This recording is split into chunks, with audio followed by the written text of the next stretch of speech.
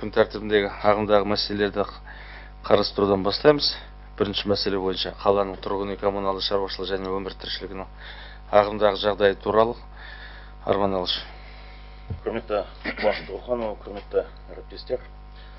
4 мамырда елордада жылу беру маусымы аяқталғы баршаңызға мәлім.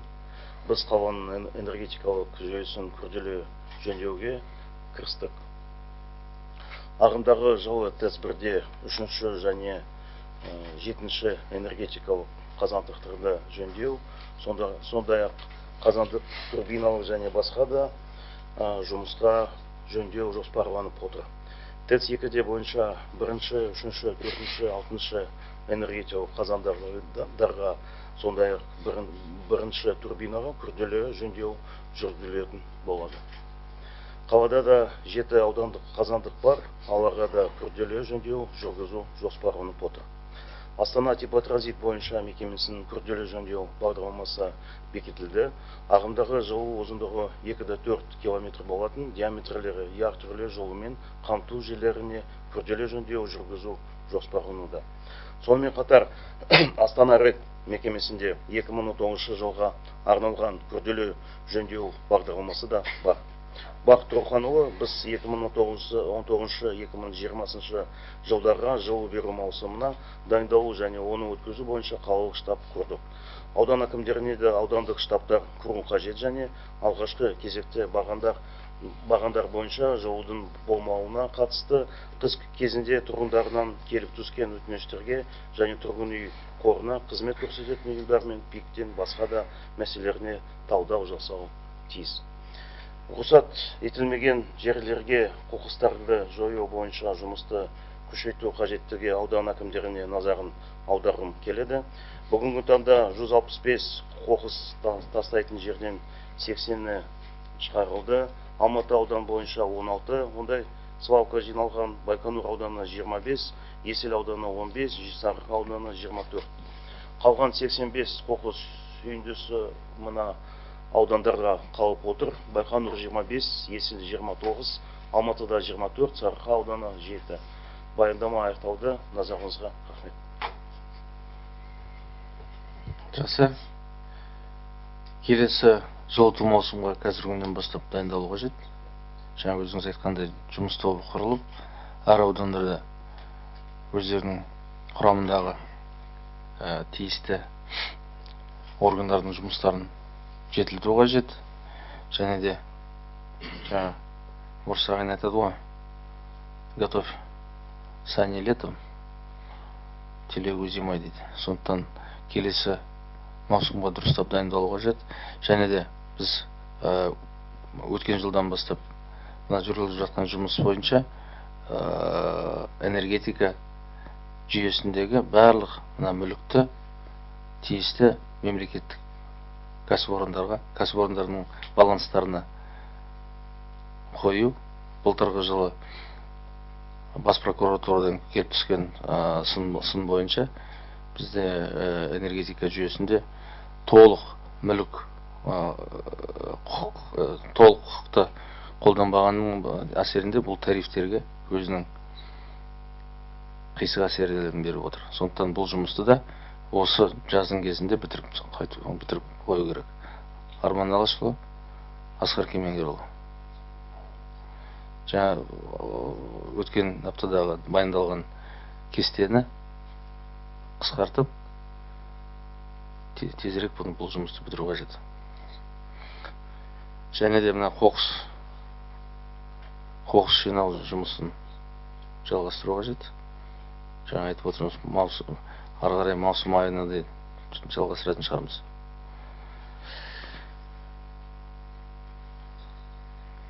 Жылу беру мәселесі бойынша тұрғындардың шағымдары туралы өткен жылыту кезеңінде көп пәтерлі тұрғын үйлер жылыту мәселелері бойынша тұрғындардан 5 мыңға жуық өтініш келіп түсті. Оның ішінде 2265 өтініш жылудың болмауына шағымдалған. Арман Алышұлы, бұл класс көрсеткіш емес. Мұны қандай немен байланысты деп айтуға болады? Анализ, талдау жасадыңыздар ма? Талдау жасадық. Негізі внутридомовой сантехника деп атамыз ғой. Соны келесі аптада жоспарымыз бар.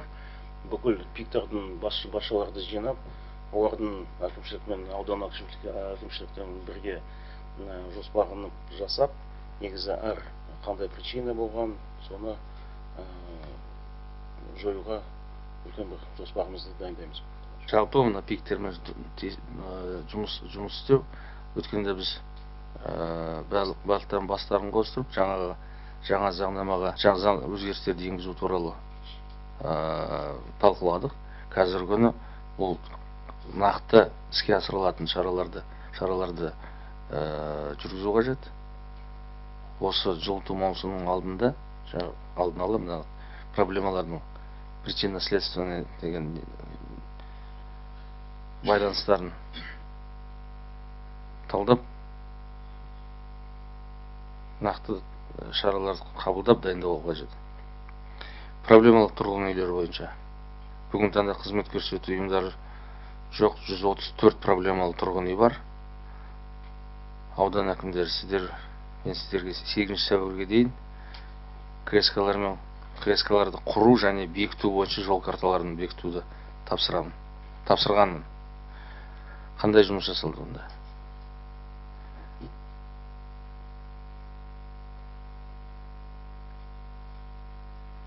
Кім талдау? Арман Алашұлы. Аудан әкімдермен бірге осы жұмысты бақылауға алыңыз.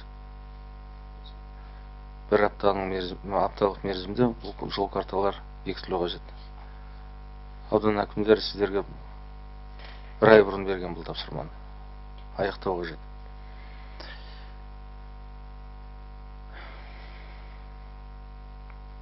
Жаңа келесі маусымға дайындалу туралы тапсырмаларды бердім.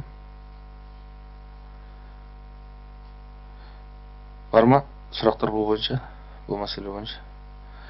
Онда екінші мәселе көшейік. Жоспарланған тұрғын үй және әлеуметтік нысандарда индикаторлардың орындалу туралы қала әкімінің орынбасары Нұрлан Жаңбыршыұлы Нұркеновті баяндау сұраймын. Құрметті Бақыт Тұрлыханұлы, құрметті әріптестер, осы жылы қаржыландырудың барлық көздері бойынша тұрғын үйді пайдалануға беру көрсеткіші 1,7 миллион шаршы метр көлемінде бекітілген.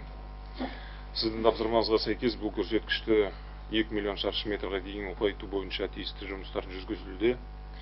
Сонымен бірге жүргізілген талдау 2 миллион 139 мың шаршы метр тұрғын үйді пайдалануға беру мүмкіндігі барын көрсетіп отыр.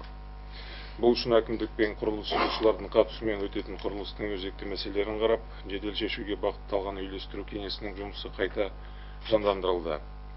Құрылыс жұмыстарының барысын қадағалау үшін құрылыс салушылардың қатысуымен нысандарды күнделікті аралау жүргізілуде. 1 мамырдағы жағдай бойынша қаржыландырудың барлық көздері бойынша 60 шаршы метр тұрғын үй, соның ішінде бюджет есебінен 28 мың шаршы метр пайдалануға берілген. Жалпы соңғы 10 жылда құрылыс қарқыны берілген тұрғын үй санасының артқанын көрсетеді.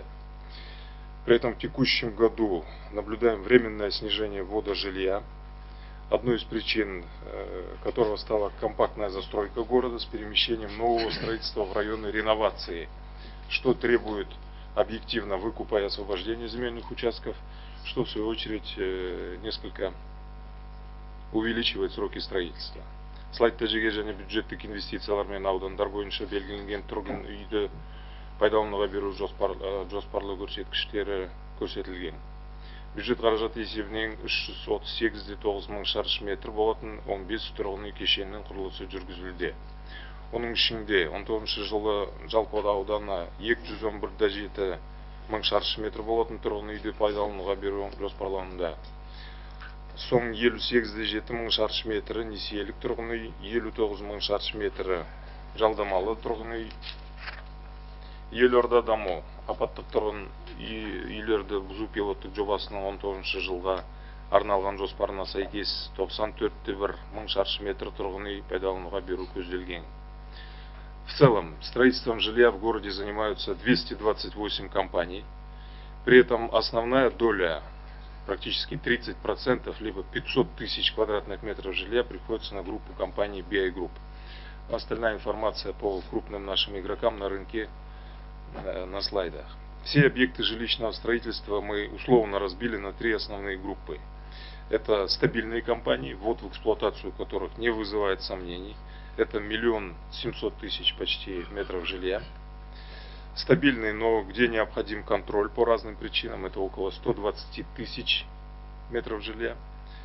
И проблемные, где, по нашему мнению, существует угроза срыва, 336 000 метров.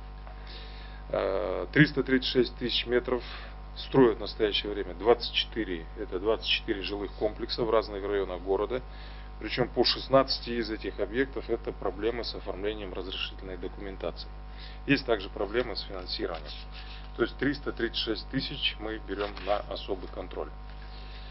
Кроме того, Бахтир Алханович, я хотел бы привести два наглядных примера, по которым имеются проблемы по инженерным сетям, что не позволяет своевременно ввести в эксплуатацию жилые дома. К примеру, жилой комплекс Аляска, расположенный на 305-й улице. Для обеспечения инженерными сетями и подъездной дорогой к строящимся объектам вдоль улицы 305 необходимо финансирование в размере 650 миллионов тенге. 650 миллионов тенге. На этой улице у нас уже строящееся жилье. В этом году оно планируется вводу в эксплуатацию, поэтому уже сейчас мы, конечно, должны думать о проезде и обеспечении инженерными сетями. Такая же ситуация по 51-й улице, ЖК Театральный. Там необходимы сети водоснабжения, канализации, теплоснабжения, а также проезды к нескольким жилым комплексам. Необходимо финансирование в размере 500 миллионов. И в рамках управления транспорта эти вопросы необходимо решать. Әлеуметтік нысандардың құрылысына қатысты. Қалада әлеуметтік және мәдени бағыттағы барлығы 102 нысан, соның ішінде бюджеттік қаражат есебінен жалпы сомасы 43,47 миллиард теңгені құрайтын 29 нысан салынды. Кешенді жоспарға сәйкес 19 жылғы 16 әлеуметтік нысанның құрылысы жоспарланған. Оның ішінде 11 нысанды осы жылы пайдалануға беру көзделген. 7 нысан бойынша мәселе жоқ. Биыл қыркүйекте берілетін болады.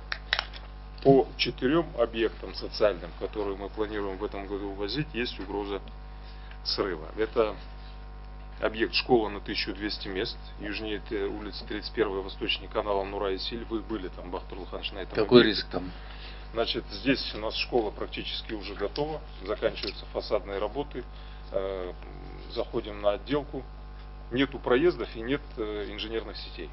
То есть мы можем оказаться ближе к осени в такой ситуации, когда школа у нас будет полностью готова, у нас не будет дорог и не будет подключения к инженерным сетям. Жол туралы біз барған кезде талқылап едік қой, Қарағөшін. Сіз дайын болады дегенсіз. Шілде айына дейін. Қанша айтам? Күзден бері шырылдап отырмын сіздерге айтып. Әлі де рәсімдерді бітіре алмай жүрсіздер. Ол деген мына ең бірінші құжатты дайындау сапасы. Екіншіден, оны айтқым келмейді, бірақ айтуға мәжбүр болып отырмын. Ол қылмыстық ойлар. Арнайы осындай неше түрлі шектеулерді қойып қоясыздар да. Сосын әрине конкурстар солай ертең бір-біріне даулар туындайды. Қанша айтамын? Объекты образования, подведение к ним сетей, социальные объекты и подведение к сетей. Особенно вот по образованию у него уже есть особенность, сезонность. В июле, в августе там должны уже преподавательский состав работать, готовиться к школьному, к учебному году. Нет, вы до последнего будете тянуть.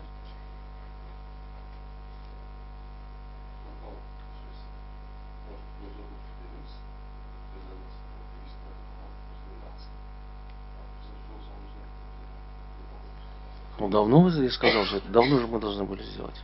Оскар Кемелевич. Закупщик у нас единый по закону новому. Давно поручение было главы государства о том, что был единый закупщик. Управление госзакупок ответственности нести не хочет, все висит на администраторах. Законодательно, Бахтир Алханович, предусмотрено за администратором. Я с коллегами разговаривал, предлагал убрать опыт, не ставить. 30% предоплату, которую мы вносим, подрядчик все равно должен обеспечение внести. Сумма, которая предусмотрена на этот год. Если, допустим, 2 миллиарда предусмотрено на проекты, 600 миллионов все равно не каждый Оскар победитель Кемегевич, может. я понимаю, как работают заказчики, я понимаю, как работают администраторы программ. У меня опыт в этом плане очень богатый. Но в данном случае тенденция говорит о том, что не настроен единый организатор на то, чтобы наладить эту систему в конце концов. Я буду поднимать вопрос по единому организатору закупок.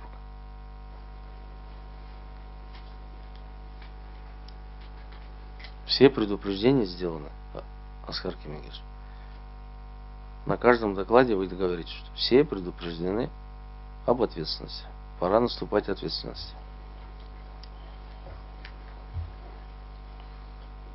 Под угрозой срыва инвестиций в город.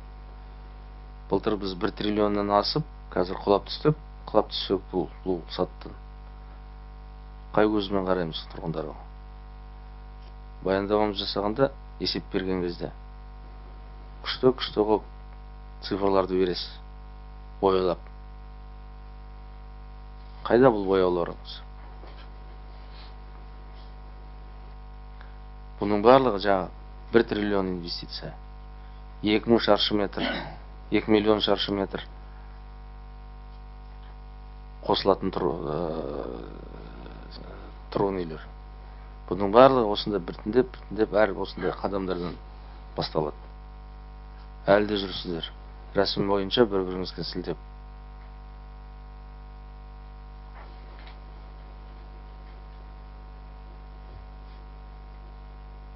По результатам мая я разбираться не буду. Будем принимать соответствующие меры. Кто до сих пор не закончил свои процедуры,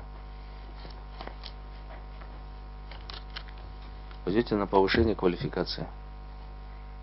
Это говорит о качестве вашей низкой работы, либо низкого уровня ответственности. Перебрасывайте друг на друга.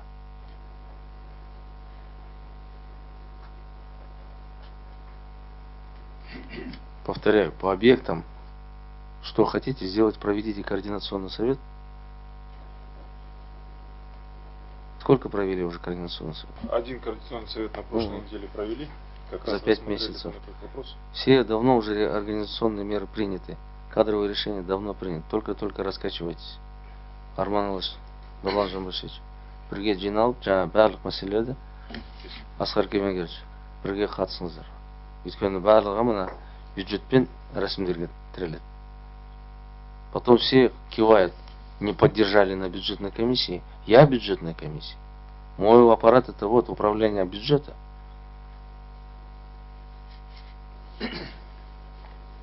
Кивают на единого закупщика. Оскар Кемегевич, соберите всех еще раз. С точки зрения полноты освоения. В этом году я не допущу сдавать по 20 миллиардов. Понятно, да?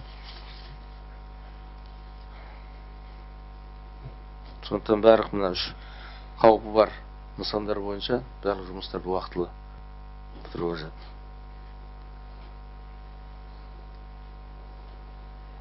Сам объект, вот 1200 мест. Алексей Юрьевич, готов? Работа как идет? Сдача когда у вас сам объект? Какой 1 сентября? Вы не слышите, что ли, что я сейчас говорю? 1 сентября там дети уже пойдут. Объект, он сдан должен быть в июле месяце. Успеваете? Не сети сетями, сам объект будет готов? Сам объект мне сдайте в июле, а?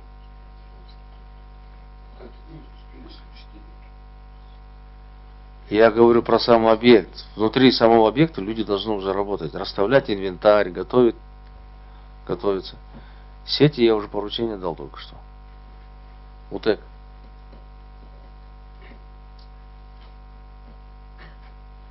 Управление транспорта, не вылазите оттуда. Жаңа оңтүстік жағынан барсақ, солай жасайық. Бірақ бар ма, ол үшін құжат бар ма, бар ма?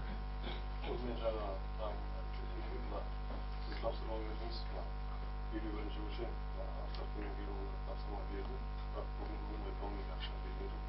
Бұл жерде зам театральный нормалардан жасайды дейді. Өз ақшасы. Ақшасы қалай саласыздар? Оны басқа жолдардан алып Ол ақшаны беру керек. басқа жолдардан алып тастап мына жерге салыңыздар.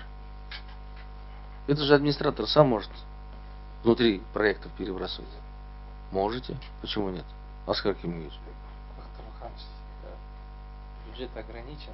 Естественно, мы выстроили приоритеты и по приоритетам распределяем. Вот же приоритет. Я вам про этот приоритет сколько раз говорю. Мы также распределяем внутри совместно с администратором. По этому поводу. У администратора переприоритизация функционал есть.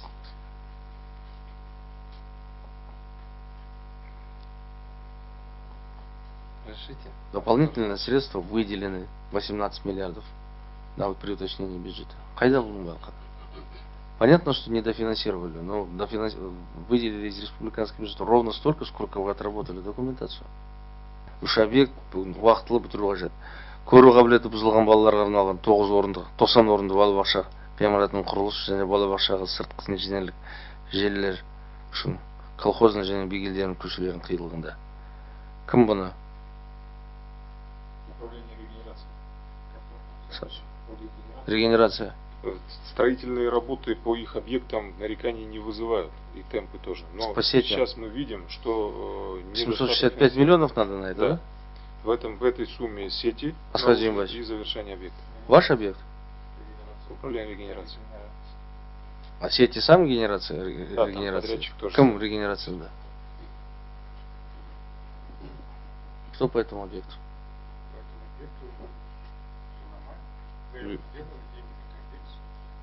Подтвердились деньги?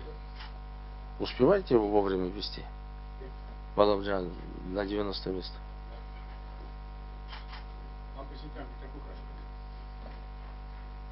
Порядка 120-130 миллионов. В общем, экономика, энергетика, көлік регенерация басқармаларына уақытылы пайдалану беру үшін объектілерді қаржыландыруды және салуды жетілдіруді туралы жаңа тапсырма бердім. Осы күннің аяғына дейін Нұрлан Жаңбыршыұлы, Асқар Кемегерұлы бірге маған баяндап беріңіздер.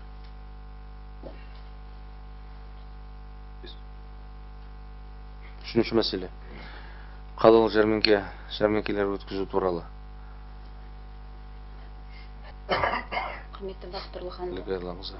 сіздің тапсырмаңызға сәйкес өткен апталардан бастап екі жерде қазір қалалық жәрмеңкелер өткізіліп жатыр. Демалыс күндері 4 жәрмеңке өткізілді. Оған 20 мыңнан астам қатысты. 40 тонна өнім сатылды. Жәрмеңкедегі баға нарықтағыдан 10-15% төмен. Енді осы жәрмеңке өтетін аумақтарды кеңейту үшін Сарыарқа ауданында Көктал 1 тұрғын үй алабында, Көктал 2 тұрғын үй алабында, Агрогородок, Алматы ауданында Железнодорожный кенті, Есіл ауданында Жағалау шағын ауданында қосымша жәрмеңкелер басталады осы аптадан бастап. Егер осы біздің республиканың басқа өңірлерінен келетін үлкен ірі жәрмеңкелерді қарастыратын болсақ, олардың кестесі бекітілді. Бірінші маусымнан бастап олар да басталады. Қазіргі таңда біз сол жәрмеңкенің жаңа форматын енгіздік.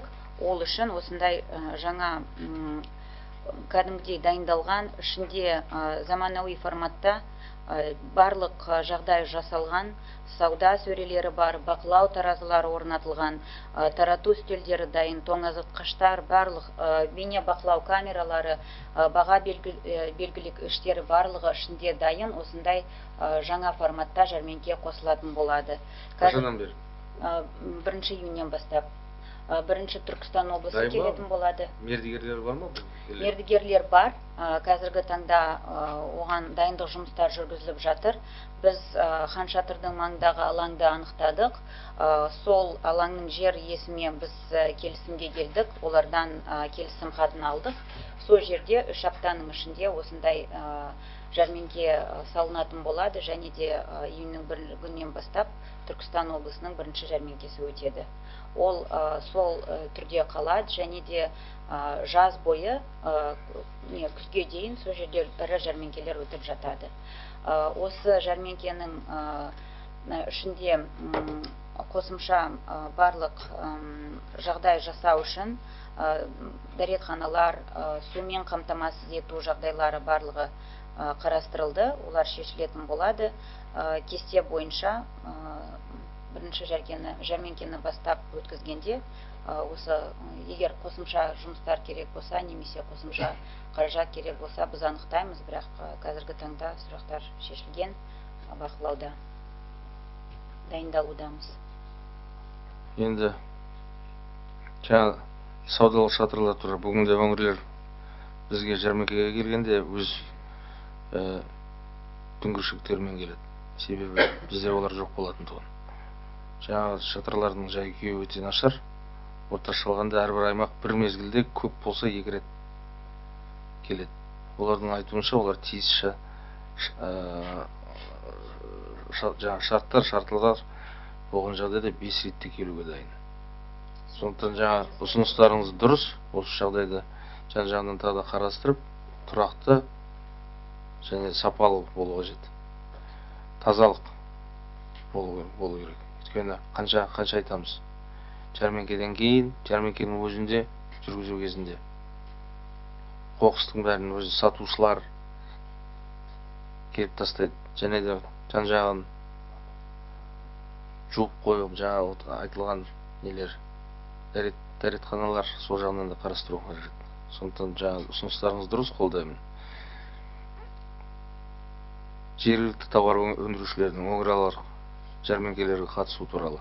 Өткен жылы орын алған оқиға аймақтардан келген ет өндіруші. Бұл жәрмеңкеге жергілікті ет сатушылар қатысады деп назарлық білдіреді. Жаңа Алматы облысы дейміз келген кезде, по факту біздің базарлардан келіп сатады. Және бағасын көтеріп береді. Қаншама халық айтады. Сіздер айтасыздар 10, 20, 30%-ке төмен нарықтан. Бірақ по факту ол деген басқа базарлардан да қымбаттап кетеді. Бұл жағынан арнайы қарау қажет. Жарияласақ 10-20% төмен деп. Шынайы сондай болу қажет. Бұл жасап отырғанымыз не для галочки. Нақты халық деген сезеді ғой бағаны. Күнделікті базарлардың арасында жүреді. Осыған орай тапсыратын аудан әкімдері, қоғамдық денсаулық сақтау департаменті және басқа да мүдделі органдар қаладағы ауыл шаруашылық және азық-түлік жәрмеңкелерінде санитарлық қауіпсіздік мәселелерін бақылау жүзеге асыруды, қоғамдық даму істерін басқармасына ететін жәрмеңкелер туралы жұртшылықты хабардар ету, инвестициялар және кәсіпкерлікті дамыту басқармасы сатылатын өнімге бағаларды бақылауды қамтамасыз ету үшін ауыл шаруашылық жәрмеңкелерінде өнім түрлерін кеңейтуді тапсырамын. Малика Ерланқызы, бұл сұрақтарды жаңа айтқандай арнайы бақылауға алыңыз. Бар ма? Осы мәселе бойынша тағы да қосымша айтатындар. Ары қарай қала дамуының жүйелік мәселелері туралы күн тәртібінің 2-ші тарауын қарастырамыз. Біріншіден, денсаулық сақтауды цифрландыру мәселесі бойынша тақырыбында денсаулық сақтау басқарманың басшысы Марат Едігелұлы Шорановты баяндауды сұраймын. Құрметті Бақтырұлы, құрметті әріптестер, бүгінгі күні 083, 086 және 094 пен 095 медициналық анықтамалары, уақытша еңбекке жұмыссыздық парақтары және медициналық кітапшалар медициналық ақпарат жүйеде тіркеліп, барлық қалалық медициналық ұйымдарға беріледі. Қазіргі уақытта мемлекеттік тапсырыс алған жекеменшік медициналық ұйымдар арасында осы мәселені жүргізуге асыру бойынша жұмыс жүргізілді. Ағымдағы жылдың сәуір айынан бастап Смарт Астана мобильдік қосымшада жеке сәйкестендіру номерін енгізу арқылы медициналық кітапшаларды тексеру қызметі енгізілді. Осылай жұмыс беруші жеке сәйкестендіру номерін енгізіп, медициналық кітапшаның түпнұсқалығын тексеру мүмкін. Бұдан басқа қазіргі уақытта Қазақстан Республикасының денсаулық сақтау министрлігі мен елордалық денсаулық сақтау саласында қаттан есептілік нысандарын басып шығаруды пайдаланбай, уақытша еңбекке жарамсыздық парақтарын беру бойынша пилоттық жобаны енгізу мүмкіндігін қарастыруда. Бұл шара бюджет қаражаттың үнемдеуге жол беретін болады. Өздеріңізге белгілі, биылғы жылдың 2 мамыр күні Қазақстан Республикасының премьер-министрінің назарына 10-шы қалалық емхана базасында денсаулық сақтау цифрландырудың енгізілуін, соның ішінде медициналық анықтамалар мен кітапшалардың заңдылығын тексерілу ұсынылды. Ел бойынша осындай жұмыстарды алғаш болып біз енгізіп отырғанымызды атап өткім келеді. Сондай-ақ сіз көрген ахуалды орталықтың жұмысымен таныстырдық.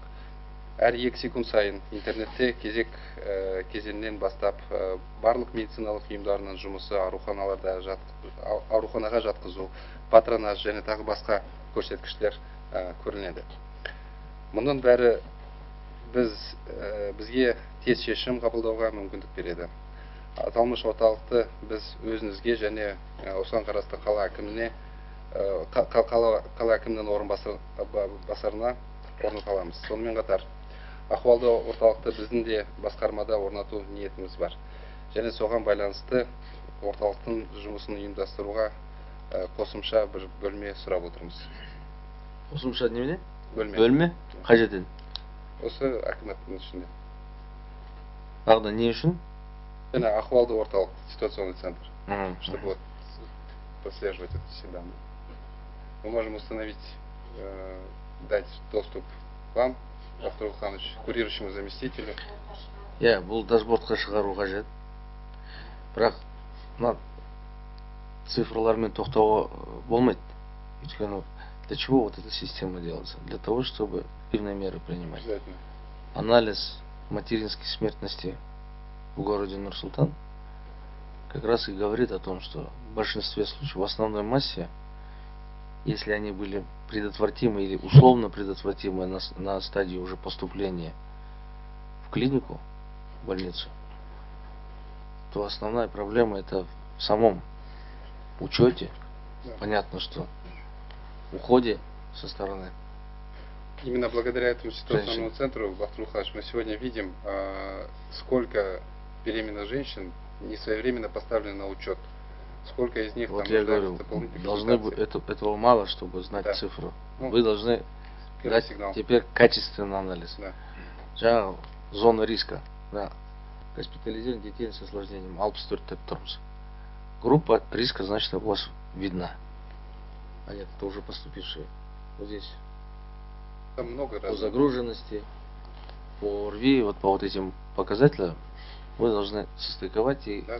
очень четко знать группу риска и там, где уже необходимо превентивно брать за руки, приводить на учет, систему постоянного обзвона и так далее, и так далее. Именно с главными специалистами города по разным направлениям мы могли бы в этом ситуационном центре работать и своевременно принимать решения, десантироваться и решать вопросы на местах. Малика Ерлановна, мына жалпы бәріміз жалпы жүйеге мына Смарт Астана және әкімшіліктің ситуациялық бөліміне бұл мәселені енгізіңіз. Тағы да баяндама аяқталды ма? Аяқталды. Біраз бастамаларды біз алғашқы көшбасшы ретінде көрсетіліп жатыр. Айтып жатыр, бағалау беріп жатыр министрліктің тарапынан. Сондықтан бұл инициативаларды нетуге болмайды, тоқтатуға болмайды.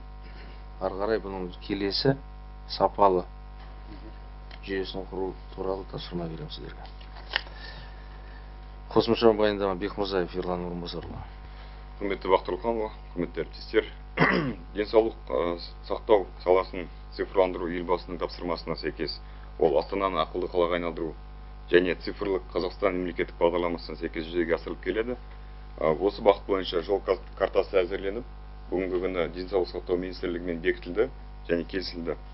Жол картасы бойынша 5 бастамадан тұрады және 22 іс-шарадан тұрады. 5 бастама бұл инфрақұрылым, сауықтыру және алдын алу, ауруларды ерте анықтау, медициналық көмек көрсету және ауруларды оңалту. Барлық іс-шаралар бақылауда, ол Bittrex жүйесіне енгізілген. Бұл жобаларды басқару жүйесі орталықтан және осы әкімдікпен тұрақты мониторингте тұр. тағы бір мәселе бұл жердегі туындайтын Марат Едігеұлы. Бұл мынандай жүйе, жаңа аналитикалық жүйелер тек қана мемлекеттік мекемелерден ғана емес. Бізде жеке клиникалар қызметінде бұл қолдану қажет. Сондықтан барлық жеке клиникалармен тиісті меморандум жасастырып, бұл айдың аяғына дейін бүкіл мемлекеттік заказ алатын клиникаларда бар. Тағы басқа мемлекеттік заказға кірмейтін клиникалармен біз жұмыс істейміз. Бұл бір жағы. Екінші, барлық мектептер, оқу мекемелер, орта, средний специальный учебное заведение. Осы жүйеге қосылу қажет. Өйткені контингент 260 мың. Жоқ, барлығы оқу орындары. 250 мың адам, олар бұл жүйе арқылы мониторингте болу қажет. Сондықтан мына жазың күні барлық оқу орындарын осы жүйеге қостырып, тиісті медпункттар әрқайсысында бар ғой. Сондықтан тиісті оқыту жұмыстарын жүргізу тапсырамын.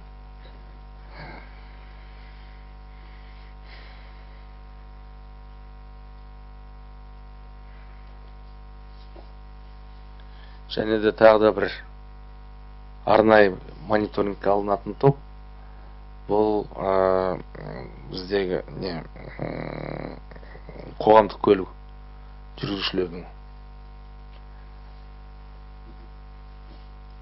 осы медициналық жүйеге қосу. Соңғы ірі апат бұл да жүйеде болса, біз оны алдын ала бұған жол бермеуге мүмкіншілік болады еді. Сондықтан все систему общественного транспорта подключить надо.